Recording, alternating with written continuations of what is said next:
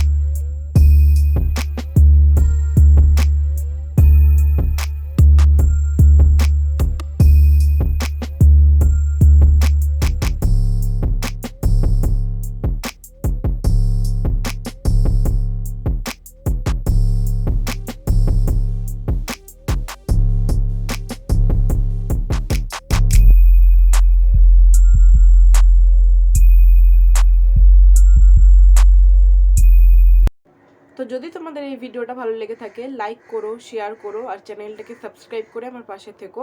আজকের মতো টাটা, দেখা হবে আবার নেক্সট ভিডিওতে। টাটা।